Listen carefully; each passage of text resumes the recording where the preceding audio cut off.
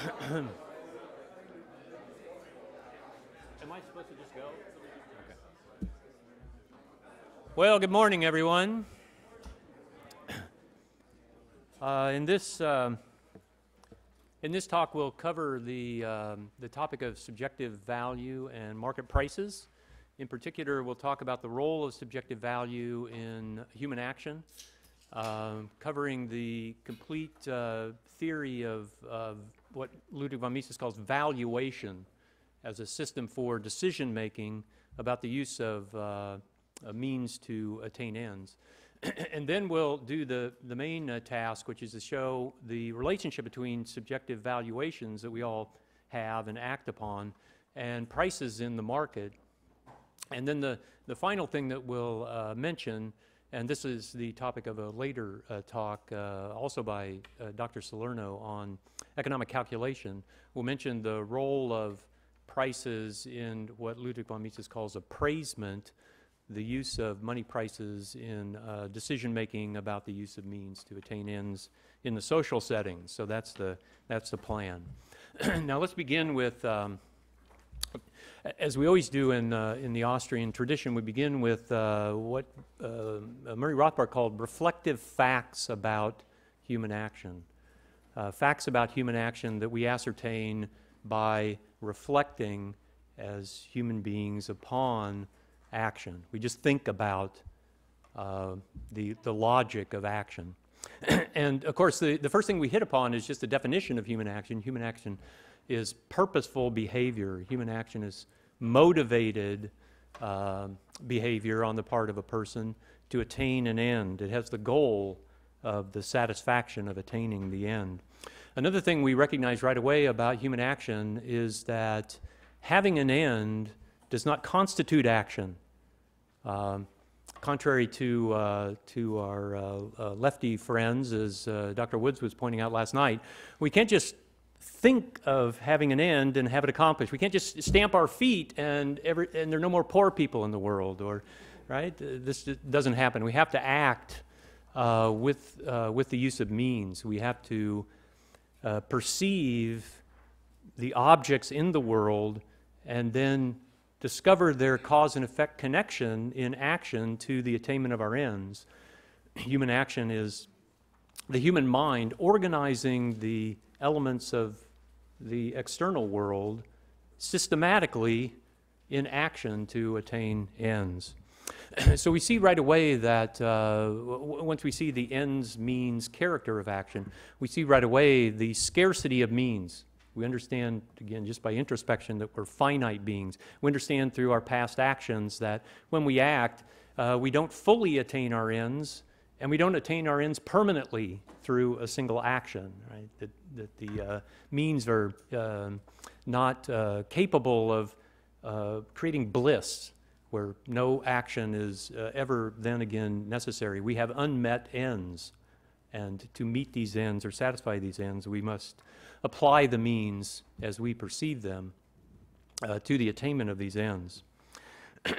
And this is where we then get to the central organizing principle of human action in the Austrian view. This is the principle that's called economizing. This is what brings order and a systematic character to human action. All human action is economizing. Because means are scarce, we have to choose which ends out of the competing ones we'll pursue, and because it's possible for any particular end to be attained by different combinations of means, we have to choose which combination of means to apply to any given end that we choose. And we do this according to our purposes. Or as, again, Ludwig von Mises would say, we do this according to the way that we value the alternatives. So economizing is choosing to attain ends that we value more highly than other ends with given means, and attaining each end with a set of means that we value less highly. In other words, we try to achieve the end with the low-cost method of action. And this then is, we're in a position now to talk about the idea of subjectivity in action and choice. When we're choosing, making these choices, we're valuing the alternatives. We're just judging in our minds, our own personal assessment in our own minds of what the satisfaction would be of attaining one end versus another, or applying one set of means to attain an end as opposed to an alternative set of means. Economizing, then, is always choosing the more valuable alternative.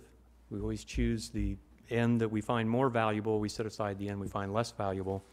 We have, as again, the term in the literature would have it, we have a preference.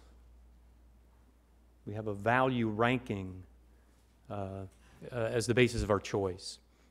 And as Murray Rothbard is want to emphasize, this preference that we have as human beings in choosing and acting is always logically consistent with our actions.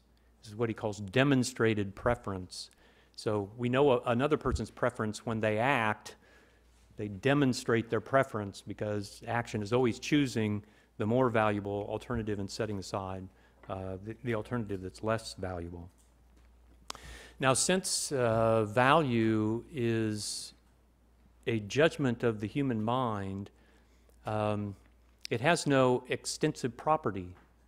And since it lacks an extensive property, we can't define a unit of subjective value. We cannot measure subjective value. It's not a substance to be measured. It's just a judgment of our mind. And since there is no common unit that we could use for assessing the subjective value that I get from doing an action or the subjective value that you get from doing an action, we cannot make interpersonal comparisons of our subjective valuations. We can't say whether one person values one thing more or less than another person values another thing. This just is scientifically not possible because of the nature of the subjectivity of value. Hopefully you can see right away this poses a gigantic problem for organizing social production, right? We want to organize social production in a division of labor to get the greater productivity of the division of labor. But we can't really know, as producers in the division of labor, producing for the consumptive satisfaction of other people, what the greatest value of different lines of production that we might engage in would be. We can't just sort of ask people, you know, what do you subjectively value, and then produce according to surveys or something of the sort, or have votes. You know, we can't democratize this because we're not measuring subjective value, right? We're not getting an indication of the intensity of subjective value through these makeshifts. As we'll see, of course, this is where the whole system of market pricing comes in. Now, I want to mention as an aside, there's another element of valuing that needs to be mentioned just for additional study that you would do, more advanced study that you would do on these questions. And this is the issue of constancy. So we also find, again, just by reflection, just by thinking about our own action, we find that our subjective valuations are not constant with respect to the means that we might apply to the attainment of our ends. They don't stay constant over time. They're not the same from one person to another person. There's no like a fixed quantitative relationship between means, the use of means, and the attainment of the satisfaction of the end. This is in flux as far as we know. This is open to change. The implication of this, of course, is that we can't think of value or utility in a functional way. We can't make a mathematical function out of utility, right? Because we have no constants for the functional expression. All we have are variables and no constants. Now let's go on to the next step. This is the idea of value imputation. Okay, so the Austrians say value is subjective, it's a state of mind, but we also know that, at least in common discourse, we make the claim that objects have value. So I value my my iPhone, I value my 2007 Honda Accord, right? I value my house and so on. They have value to me. So how does that happen? Where does that value come from? So the Austrian answer to this is in the first row of our slide, which is that value is imputed or given to consumer goods by the person who's acting with the consumer good to attain ends. So the arrow of causality moves from our mind to the consumer good. I value my iPhone subjectively because I get satisfaction from employing it to attain my ends. That's where its value comes from to me.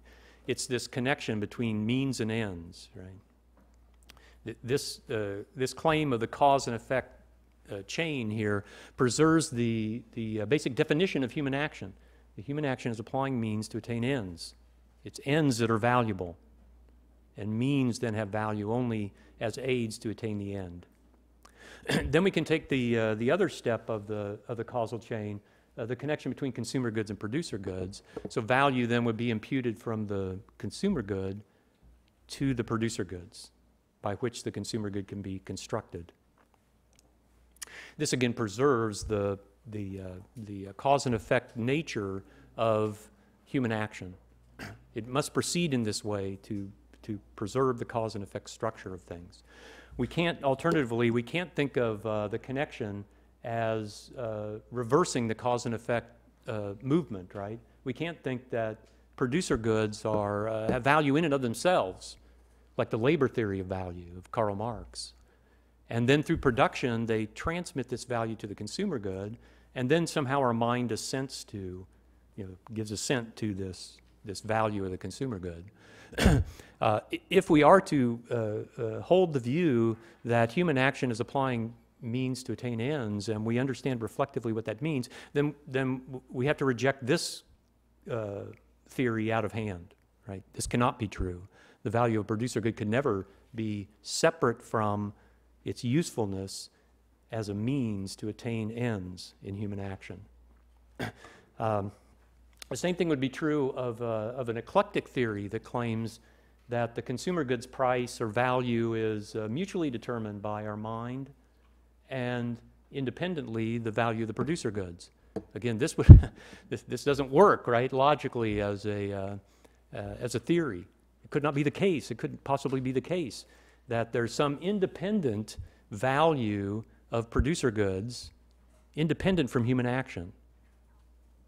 The argument is, no, that it must be dependent upon the aid that the producer goods gives to the production of the consumer good, and then the satisfaction of the end that's attained by the consumer good. By the way, you may recognize this. Some of you studied some economics may recognize these different patterns, right? The bottom one is the neoclassical theory. It's the Alfred Marshall scissors theory, right? Demand is subjective value, supply is cost of production. But notice this depends upon giving up. In order to make this acceptable logically, you have to give up the whole notion that there's a cause and effect structure of action. You have to instead claim that there's something like mutual determination. Everything is synchronously mutually determined. Now that raises one last point that we'll mention here. And again, these are topics that'll be covered in more depth later in the week. It may be true, hopefully we all accept this, right? It may be true that there's a logical flow from the mind to producer goods. That's the flow of logic. But the chronological flow does in fact move the other way around, right? In order to consume, I have to have already produced the good. So the chronology is I apply my producer goods to make something, and then I use the thing that I make to satisfy my end. So there's logic flows one way, chronology flows the other. How are these reconciled then in the Austrian view? In the neoclassical view, you don't have to reconcile these because you're just assuming mutual determination. And so there's no cause and effect, so there's no problem. Well, in the Austrian view, we reconcile this by, again, reflectively understanding the role of entrepreneurial anticipations in human action. So the mind anticipates the satisfaction that will accrue to a person who's about to begin to apply producer goods to make consumer goods to satisfy ends. So it's that binds the whole structure together, entrepreneurial expectations or anticipations or entrepreneurial foresight, however you want to say this. Okay, so now having covered that basic ground, let's move on to the laws of utility.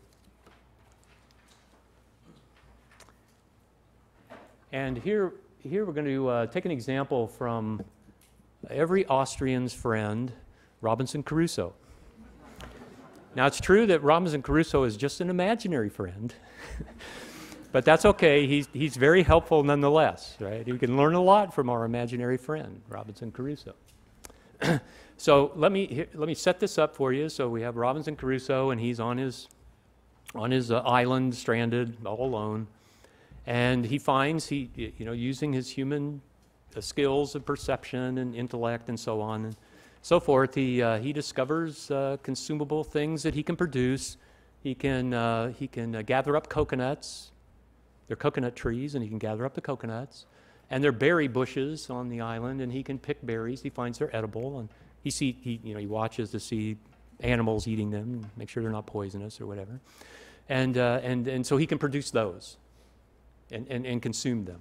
So we'll limit his consumer goods to these two.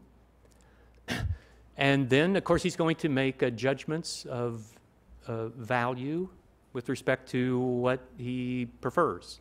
Does he prefer the coconuts? What uses can he, ends can he attain? What uses can he put them to?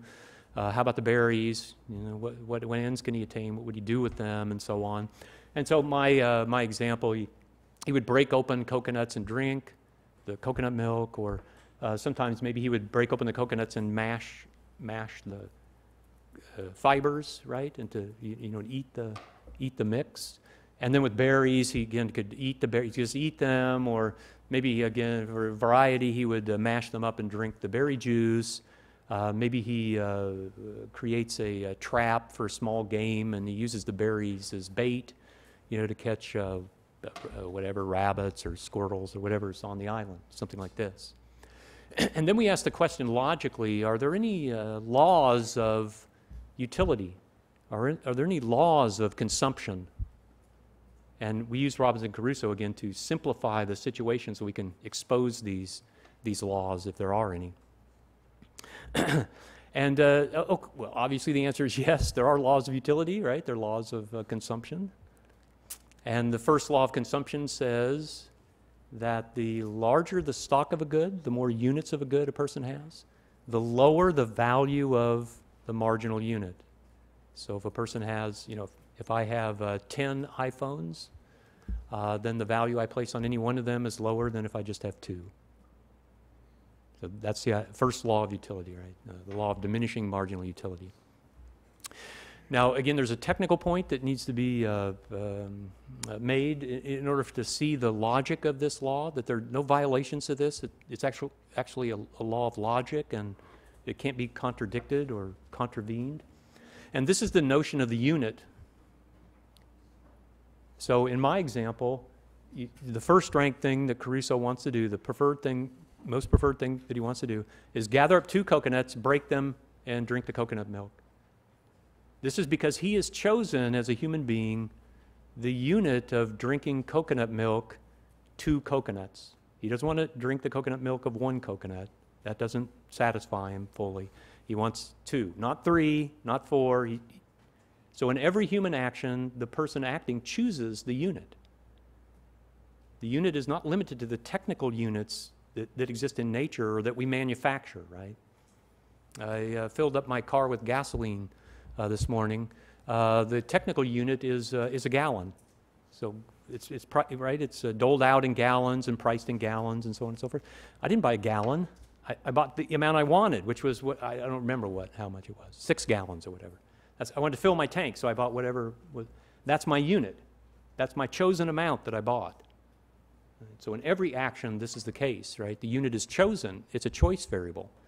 And so this is what Crusoe does. Now, it follows logically that if he fully satisfies his drinking end with 2 coconuts, if instead he had 4 coconuts, another unit, he would have to use the second 2 coconuts for some other end, right?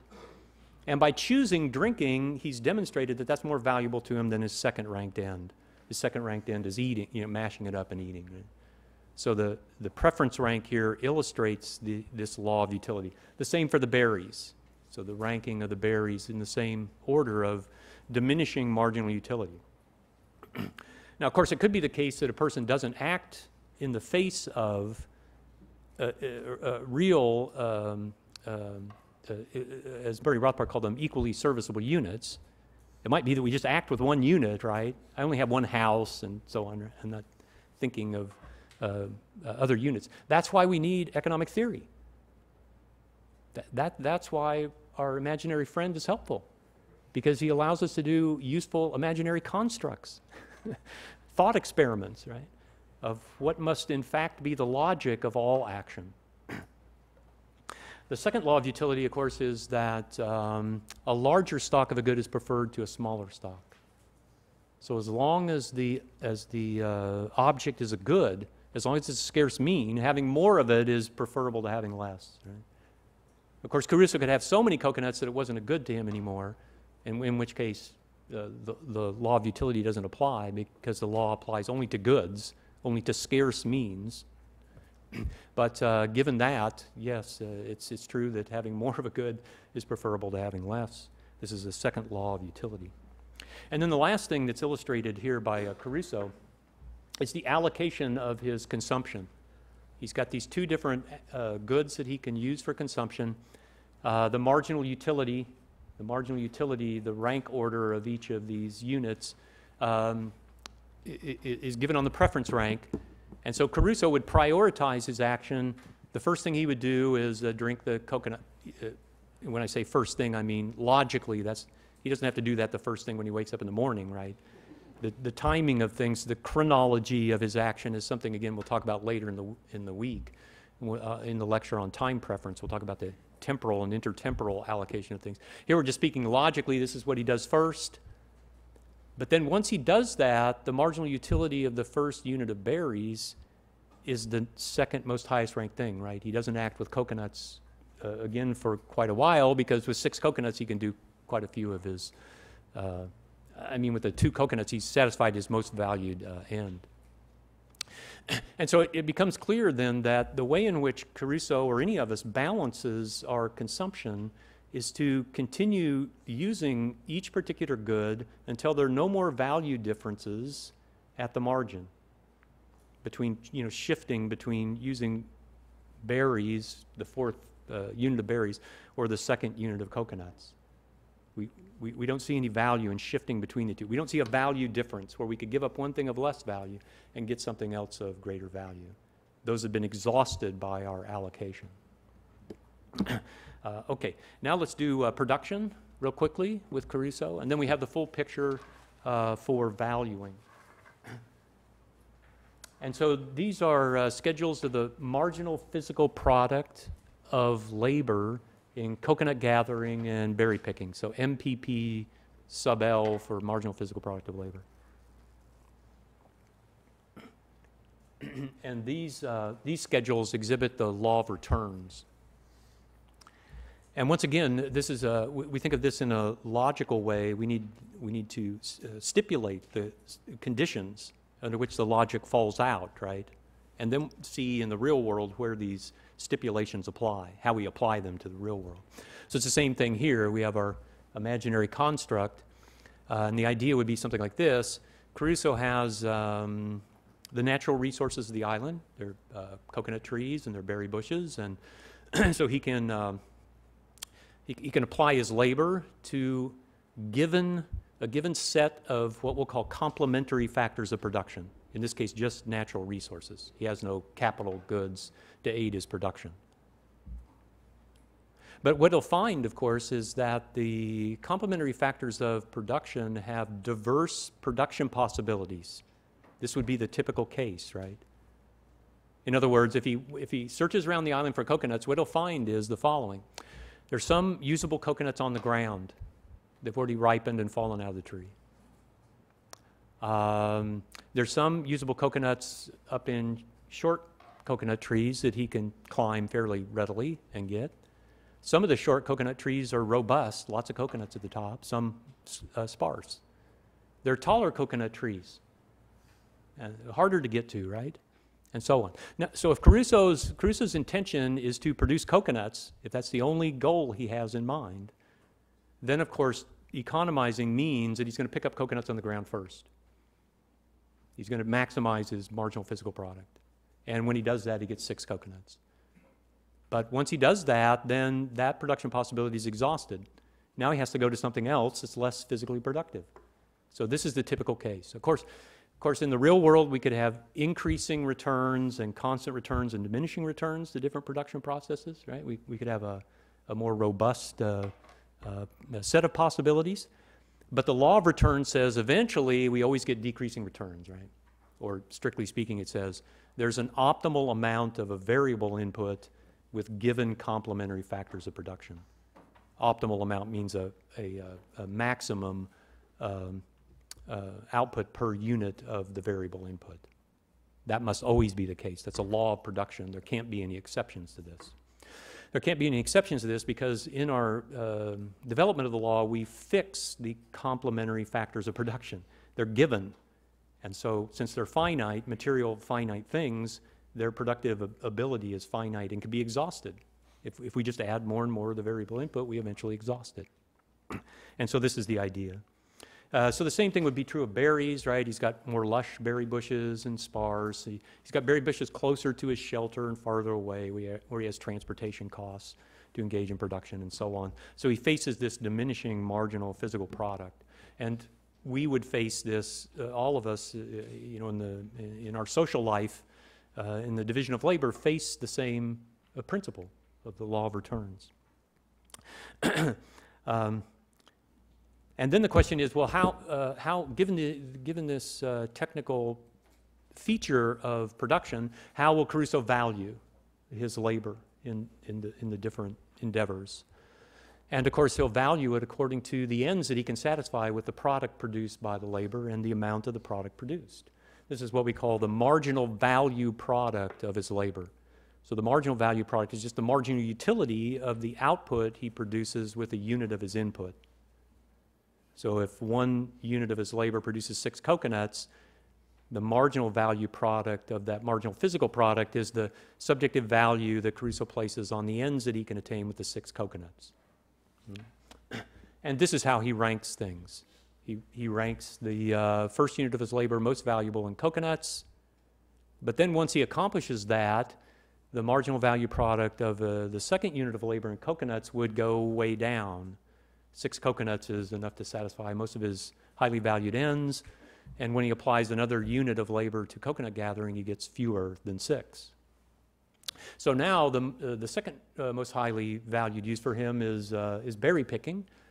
Picks berries, gets 2 quarts of berries, satisfies his eating end for berries. Once that's satisfied, though, the second unit of labor applied to berry picking has less value to him. Marginal value product goes down.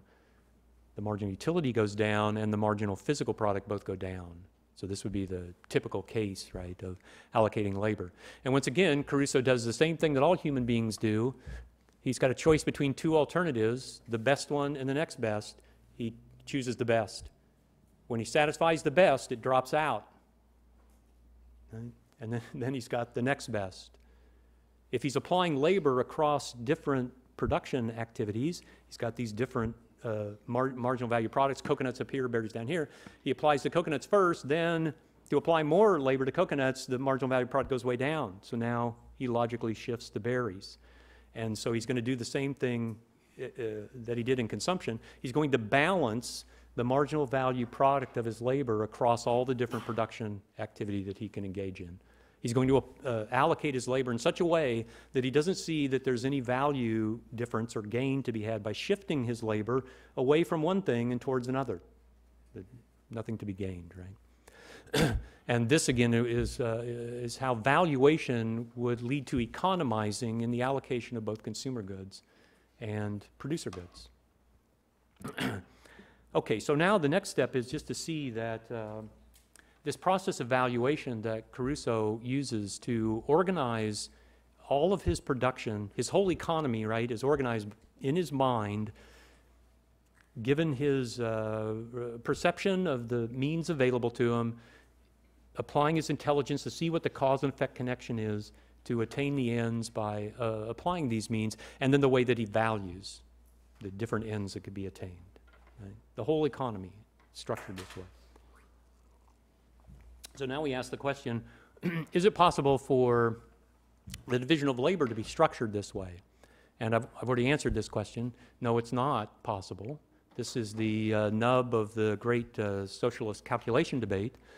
We cannot, through central planning, have just one person or a small group of people make economizing decisions for everyone in all production processes and consumption throughout the division of labor. That just is not feasible.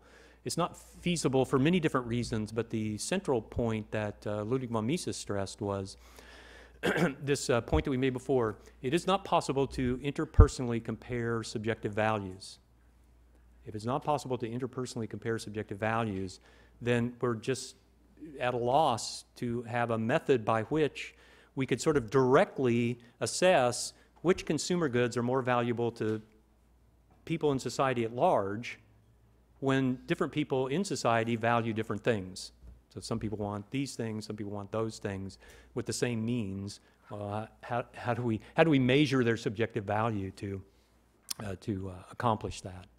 So this can't be done directly. Subjective values cannot be interpersonally compared, either by a grand Caruso, who would rise to the height of the central planning board or whatever, nor can it be done democratically, just by all of us get together in a plebiscite and we vote on what things to produce.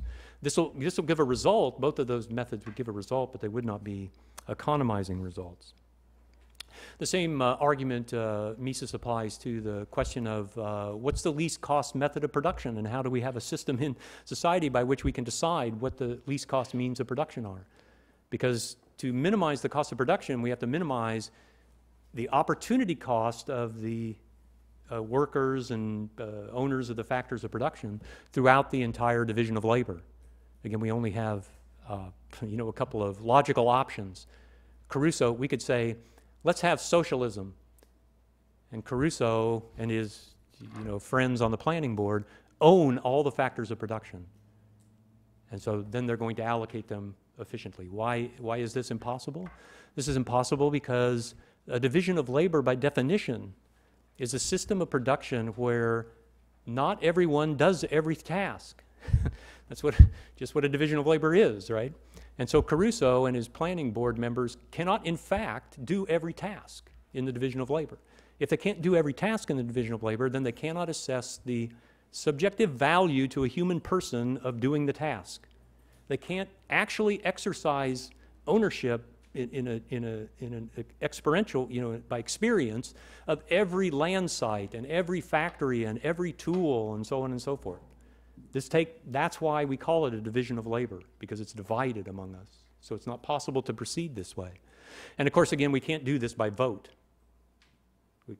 because our opportunity costs that we have in our own minds are not comparable interpersonally. So we can't say who is the low-cost coal miner, who is the low-cost mechanical engineer, who is the low-cost, right? None of that works. And so how is this done? So this is a schematic of the way in which this is done, the schematic of how subjective values result in prices in the market. And then we'll go through we have a little bit of time to go through some of the details of this. But the point is that this is just a transition to what Ludwig von Mises calls appraisement, economic calculation and appraisement. It's once we have this system in place, a market economy, where prices are determined by our demonstrated preference of goods and opportunity cost of the different factors of production that we own for and against money, then it's possible to have a method of making economizing decisions. So notice we start at the top with preferences, as we said before. Actually, of course, we have two things going on, and I ran out of space to put all this on here. We've got the human mind, and we've got the circumstances of acting, right? The external world, the circumstances in which we all find ourselves, the objects or things outside of our mind. We have these two things. We have ends and means, right? We have two elements. And then within that, we establish preferences. So whatever our circumstances are in life, we have these external things, and then we make a preference with respect to them. So that's where we start logically. And then this gives demand for consumer goods. So we start with, as we said before, the process of imputation is from our mind to consumer goods and then to producer goods. So we have demand for consumer goods. We have then the supply of consumer goods. And then economic theory explains how prices emerge from this, how prices emerge to clear the market. And we'll spend a little bit of time talking about that. Once we get prices of consumer goods, then that generates revenue for the producer. So the entrepreneur who's produced these consumer goods earns revenue. The consumers who have purchased these goods make expenditures. Then the revenue that entrepreneurs incur is a determinant of their demand. So if they're earning a certain revenue stream from production, then they will have a corresponding demand that is a payment that they're willing to make to hire the factors of production that can produce the good to generate that revenue stream.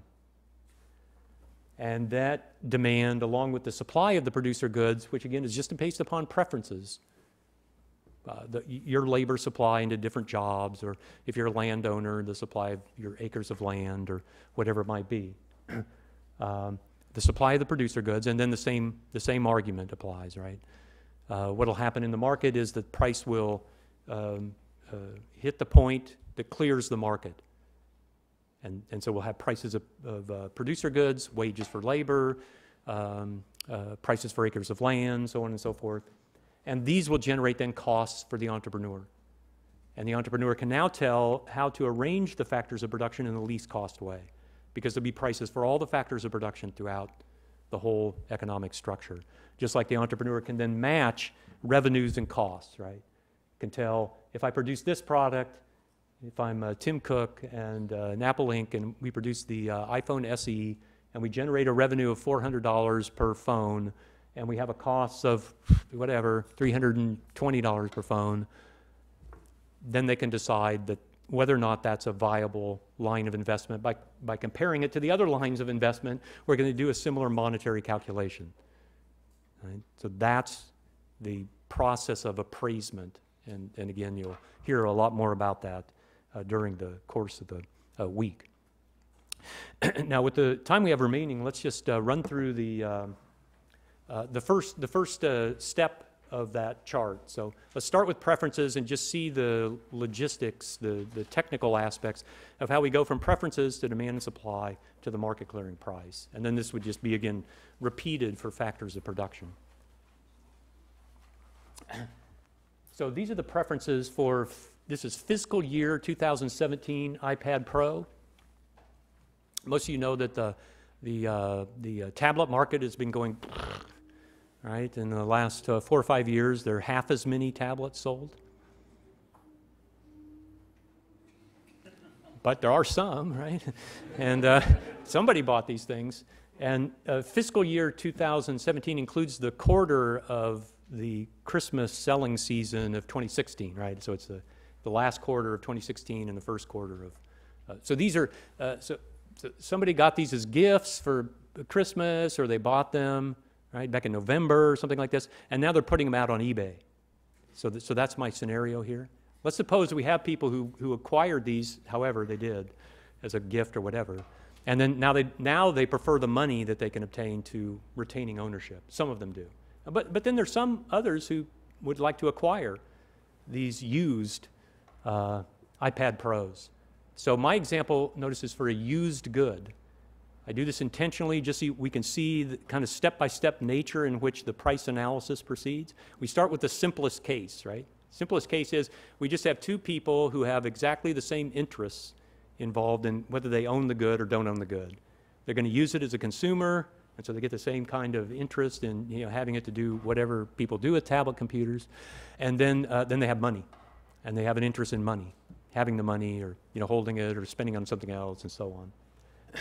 And so here's my setup. Remember, the preferences have to conform to the laws of utility. So let's suppose we have a person who doesn't own an iPad Pro. This is the old model, right? And the preferences look like this. They wouldn't pay $500 to get the iPad Pro, but they would pay $450. So there's a demand.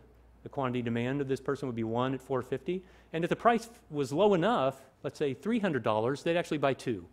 And they'd give the second one to their oldest son, or put one in the office and keep one at work, one at home, and so on and so, things like that. And so the demand, the quantity demanded could increase if the price is lower, and this would happen only because of the laws of utility, right? Only at lower prices would the less valuable units be voluntarily purchased compared to the price that the buyer is willing to pay for the more valuable first unit. And then we can construct the law of supply in exactly the same way, just with the exact same preference rank, just assuming now that this person, instead of not owning an iPad Pro, already has 2. Again, how this happened, we don't have to worry about that. Again, it's an imaginary construct. So, they bought one, and then their rich uncle sent them one for Christmas. And then, oh, I got 2 of these things. And so they're in the market to sell. And now their marginal utility is down here, right? So clearly this person would be willing to sell the second iPad, the least valuable one, for $350. But, he likes the first one, uses it, and wants to keep it, and wouldn't sell that one unless the price were $500. Right? So we see the law of supply. Only at higher prices would the quantity supply be larger, right? So this is how we go from preferences to the laws of supply and demand. And then we can go to the market clearing price, the last thing we'll do, just by introducing a few other buyers and a few other sellers. So again, this is just a reality of our world. We find that when we go into the world that people don't value things the same way we do. And so there would be buyers who are more eager to buy goods and buyers who are less eager. Buyer A would be the most eager, willing to pay the highest price. Buyer B is willing to pay $450, buyer C only $400. So obviously buyer A could outcompete buyers B and C if it got into a bidding war, right? And buyer B could outbid buyer C, and so on. And so we set up the same thing for the seller. We've got 3 sellers, one really eager to get rid of the iPad, one not so much, would only accept $400. This one would keep the iPad even if the price were $450. And so we can construct the chart of quantity demand, quantity supply, and we see the market clearing price would be at $400, where 2 iPad Pros are sold and 2 bought. The reason why the market clearing price would be at $400, the logic of this is that at that price and only that price, all of the preferences of all of the people involved in this activity are satisfied. Everybody who wants to buy at that price buys. Everybody who wants to sell at that price sells. There's one seller who doesn't want to sell at that price and so doesn't. That's seller Z.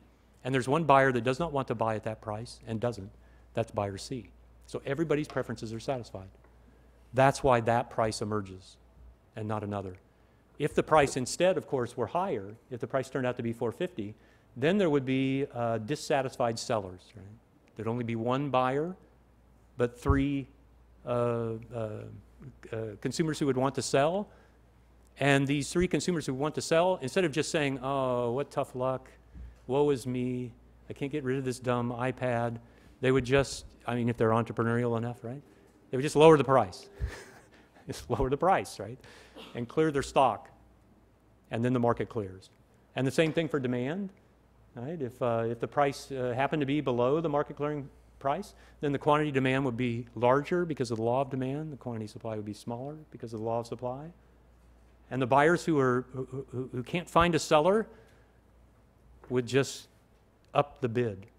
When they up the bid, the market clears. In fact, we pointed out earlier that it isn't even necessary to assume, and most of the time this doesn't happen, right, that there's a kind of trial and error process and people grope toward this solution. Actually, this is just an entrepreneurial question, as we suggested before. It's just a question of anticipation, right? If people can anticipate where the market clearing point is, well, then they can hit it right away. And so we're not making any assumption about the nature of the process by which the market clearing point comes about. We just know that the logic of action dictates that the market clearing price is the best price, right? It's the price they would aim at in the market, since all the preferences of the buyers and sellers are satisfied. And let me end on this note. Obviously there would be cultural differences as to how the market, how people interact in the market. So in some markets they might interact in a kind of open bidding activity, like you see on eBay or in flea markets or things like this, right? And there might be other markets where entrepreneurs take the lead in asking a market clearing price, right? And then we as consumers express our preferences at that price, and the entrepreneur takes the burden of adjusting the price. And we're okay with that as consumers because maybe we just think entrepreneurs are in the business to do this, right? They're good at this, and we're not so good at it, the negotiating and haggling and higgling and trying to find the price. But that again is just a sideshow for economic theory. Again, the point to stress is this point of logic. All right, I've exhausted the time, so we'll stop here. Thank you. Thank you.